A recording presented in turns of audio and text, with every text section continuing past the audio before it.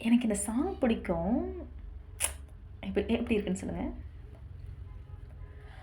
ஓடவழி போகையில அவ ஓடி வந்து வழி மறைச்சான்.